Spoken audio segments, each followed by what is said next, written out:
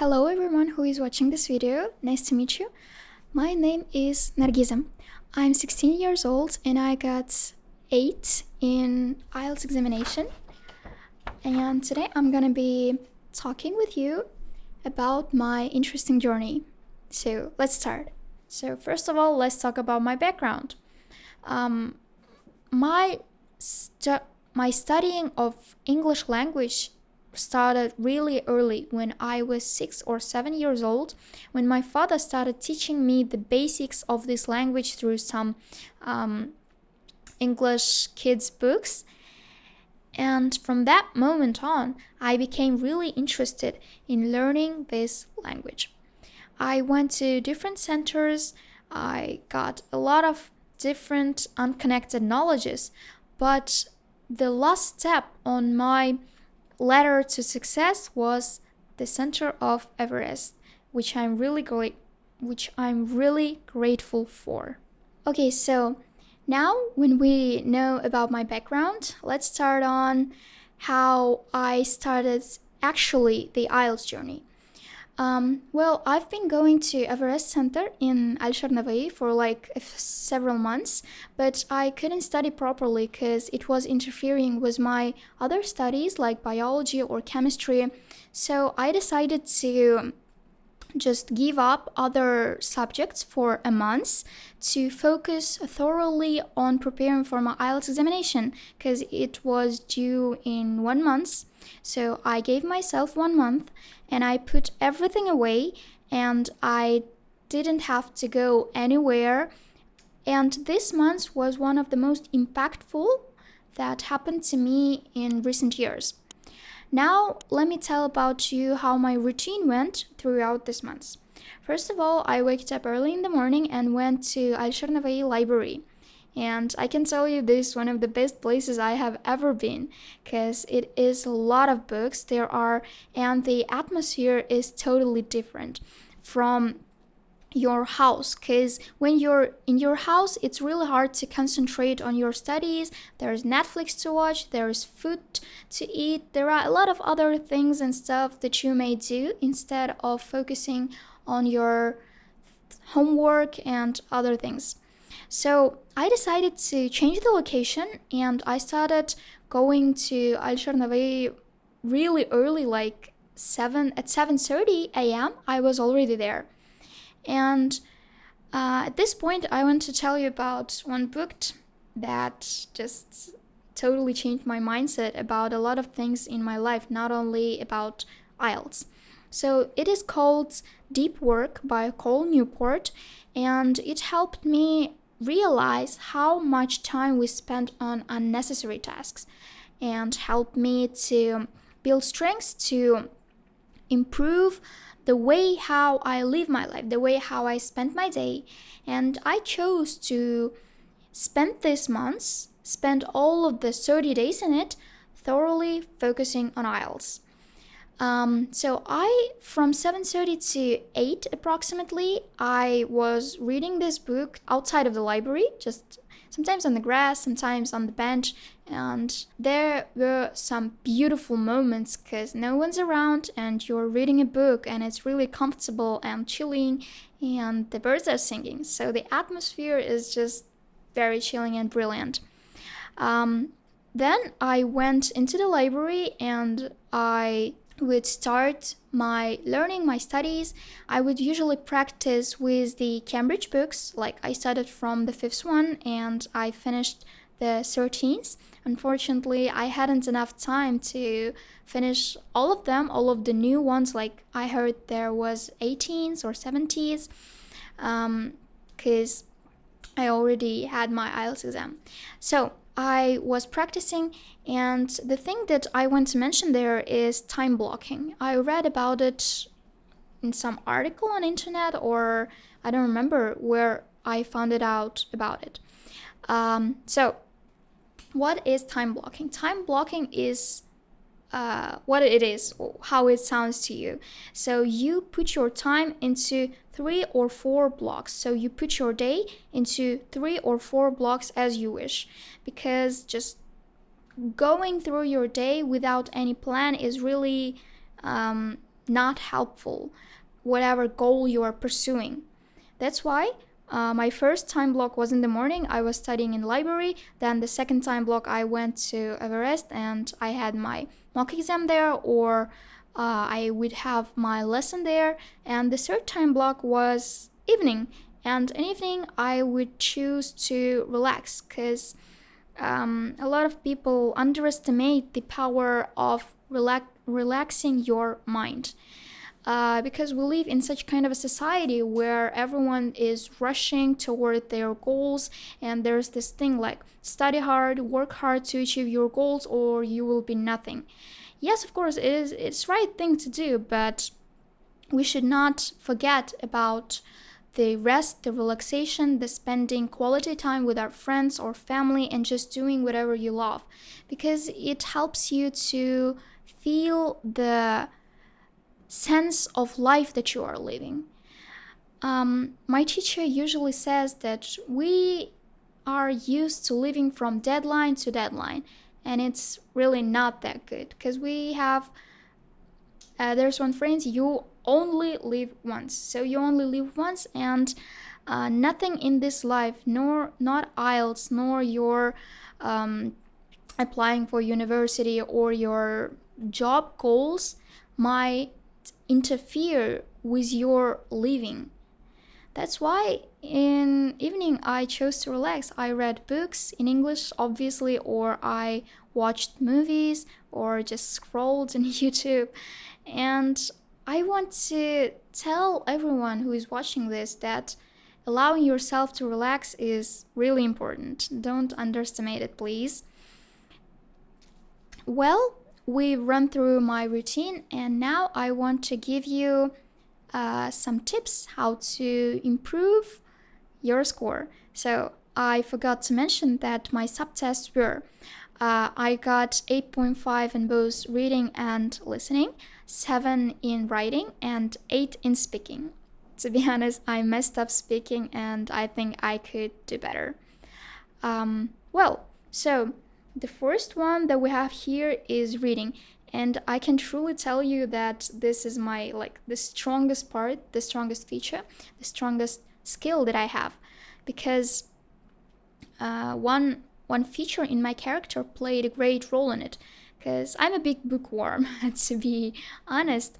And from the very childhood, I just covered myself in books, and I used to go into different kinds of books like fantasy or biography or pretty much everything. So I have always enjoyed reading very much. That's why I think this was the easiest part of the exam, in my opinion. And the first thing that I want to tell you here is that in reading, the most important thing is understanding what you read. Because yes, we have a lot of things to do in reading, like skim reading and other things, but the most important thing is to understand what you are reading. Because with all these techniques, it is possible to get a high band score, it is, but you would feel yourself like you are painting while you are colorblind. Yes, it is possible, but it's really hard, and it makes no sense of what you're reading. So the most important part is understanding what you read. Here comes the problem. The vocabulary, the really complex grammar structures that interfere with our mind, that mess with our mind and don't let us understand all these chunks of text. And here I'd give you some advice is just to start from the level that you already have. There are different kinds of books like elementary, pre-intermediate, intermediate, upper, and advanced. So just acknowledge on what level you are and choose a content to read. Whatever would it be, just choose what you like. It can be articles on internet, it can be posts on Instagram, on Facebook, it can be fantasy books, it can be comics about Marvel, about whatever you want. The most important thing is to read. Read whatever you like, whatever your soul chooses, but keep practicing. No, is the wrong word. It is not about practicing. It's about giving you the sense of language. And this feeling is, I will talk about it a lot throughout this video, because sense of language is the thing when you start to understand the language like your own native language. And a lot of people, I think, struggle to achieve it because it takes years and years of practice. But with all the technologies that we have nowadays, like phones and computers and the world net, it becomes really easy to acquire any language that you want. Now, when we understood that the most important part is to understand what you are reading, here comes the problem: complex grammar structures and vocabulary. I would recommend you to reread all the articles that you didn't quite understand, that you didn't get the idea of the article, of the text that you just read. And in this case, you have to just take it out. You have to just highlight all the words that you didn't understand. You can highlight the whole paragraph if you don't understand it. And then start translating. Start translating all the words that you didn't get. Start translating all the complex structures. And once you translated it, the picture will be much more clear to you. Once you've understood the whole purpose of the text, you are ready to learn all the new words, all the new structures that you got from here. Because learning with theory is one thing, but learning through practice is a completely different area.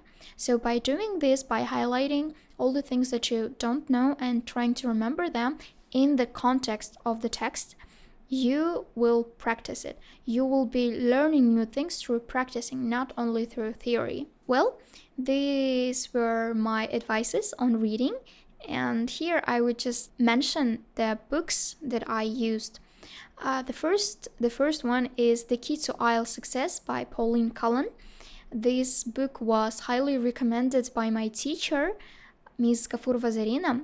A lot of thanks to her, because this book was a total insight to me, because this book is a really detailed instruction on pretty much everything about IELTS. If you have lack of information on what to do in different sections, what happens in different sections of different subtests, this book will give you a full detailed information, and you will never feel lost again, as I felt in the beginning of the studying. This was all for reading, and now we're moving to listening topic. For listening, there are no strict rules, because it is again just a human thing that we all do. We listen to people talking around, and listening in IELTS is just the same listening, but in another language. You have to understand that IELTS listening is not some kind of a completely different skill that you have to acquire. It's the same thing that you do every day in your life. You listen to other people talk, you listen to your music in your headphones, and so on. You just do it in different language. And here comes my advice. So to succeed in IELTS listening, you just have to inject English listening into what you do every day. It can be listening to podcasts, it can be listening to music, and there's one important thing that I want to tell you. Once you understand all the lyrics in music that you are listening to, this kind of a bright point that you realize that you actually improved your listening. And when you achieve this point, you feel this kind of happiness. Because lyrics and text in English and foreign music in general is really not kind of IELTS listening. There are no strict rules to follow, and singers, they just sing whatever they want, in what tempo they want, interfering with any music they want. That's why I think listening and understanding the music that you're listening to is much harder and much more complicated task than IELTS listening. And once you start actually comprehending the meaning of the music that you are hearing, you will definitely succeed in IELTS listening. I want to complete these advices for reading and listening with one important thing. It is practice. Yes, it sounds pretty banal and boring, but it is what it is.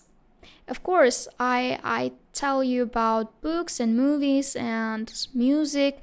All of it is fun, but it is nothing without practice. So you have to thoroughly practice every single day just to give your knowledges, your skills, more academic background.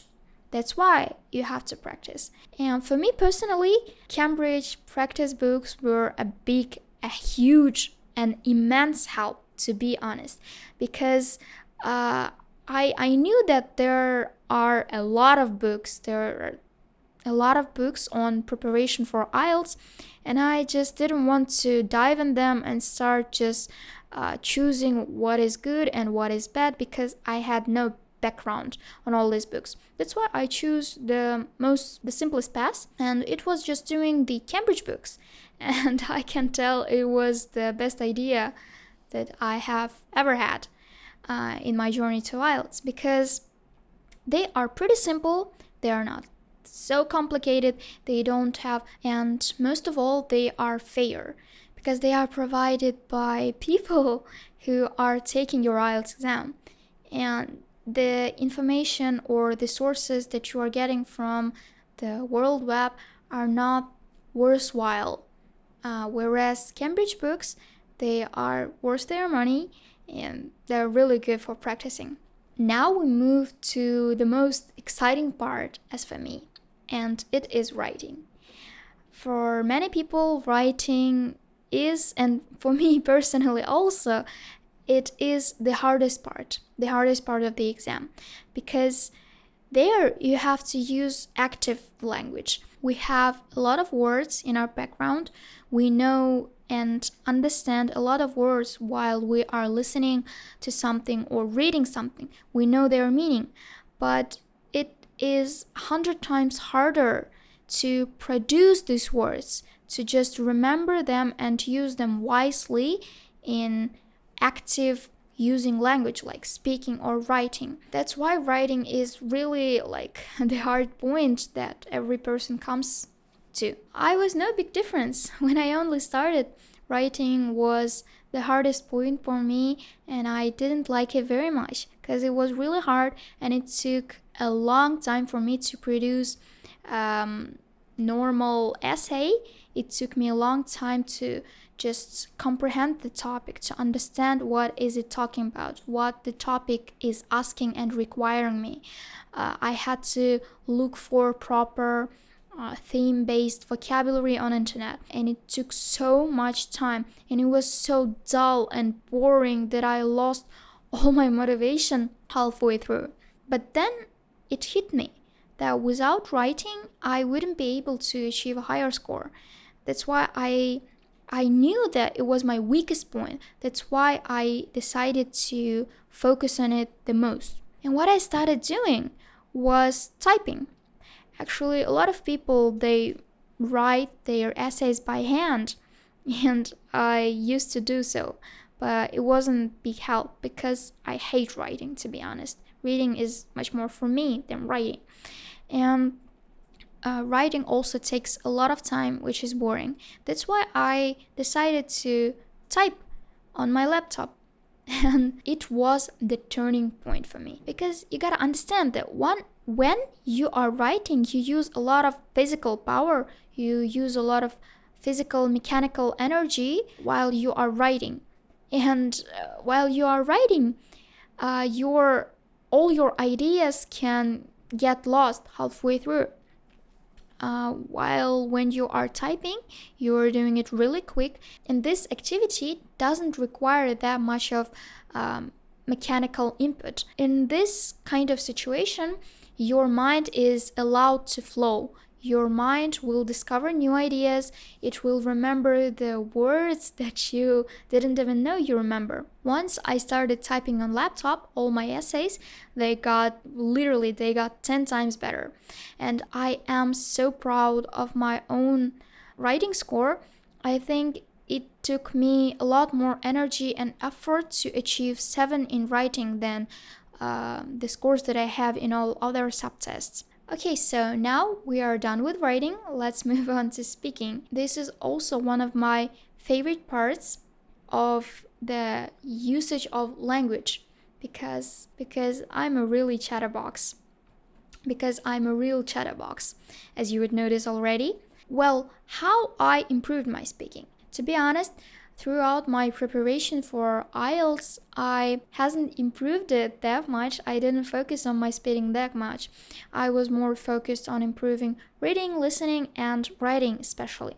But how I got to this level of speaking, even though my speaking is not perfect, I still have a lot of flaws and mistakes that I would like to avoid. But still, it is something, right? So the best thing that I can advise you on speaking is practicing. And by practicing, I don't mean just sitting in front of the mirror and just mulling over all of the topics given in the speaking app. No, it wouldn't help you that much. By practicing speaking, I mean really talking to people. And in this area, talking to native speakers would be an immense help. Some people might argue, where do I find native speakers, right? Yes, it is the problem, but it's easily solvable by different kinds of apps and sites on the internet that help you to communicate with people all around the world. I'm a big fan of it, to be honest. I'm a very extroverted person, so meeting new people of different cultures is a really interesting journey to me. That's why one app that I used most often was Hello Talk. In Hello Talk, I would start conversation with girls that I liked and just choose different kinds of topics. We would talk about our life. One girl was from Germany, the other was from London, and the list goes on. So by speaking to native speakers, listening to their voice messages, I got used to the real life English because the language that we hear on IELTS examination is scripted and sometimes it's kind of a little bit unnatural. That's why I advise you to experience some real communication with real native speakers of the language that you are learning. I'm not a very shy person. That's why I got a lot of stories to tell when I met strangers, when I met foreigners in our country, in our city, and I would just go up to them and start a conversation like, how do you like our country? Would you like to travel here once more? And just asking them a bunch of questions and answering their questions also. So that was all on speaking. So to improve your speaking, you generally have to communicate with native speakers. And I'm sure you'll be able to find in our era of technologies. Well, this was all with the subtests, but there are still two things that I would like to explain. One is mindset. The second is people. Talking about people, the people that you surround yourself with, they play a big role in whatever you achieve. Would it be an IELTS examination or another goal in life that you are pursuing? And the people that I was surrounded with were really helpful and friendly. First of all, it was my teacher, Ms. Gafurova Zarina. Big thanks to her. She not only became a brilliant and talented teacher, she also became my very best friend. Groupmates also were a big help because during the lessons we weren't only practicing and doing listening or reading or writing or whatever connected with studies. We also played a bunch of games. We used to just talk in English, play a lot of games, just have fun. Of course, it all happened in English, but nevertheless, they were just brilliant moments. The last thing is mindset. Of course, we hear a lot of motivational talks on YouTube about how mindset is important. And it is important, actually. We really underestimate the power of your mind, because when you set your mind to do something, it will find hundreds of ways to achieving it. And when you start believing that you can achieve a high band score in IELTS, your brain will not just shut down, it will open up and it will start pursuing new opportunities. It will start looking for new challenges. It will start looking for dozens of ways of how to help you achieve your goal. And I wish you luck in your IELTS journey.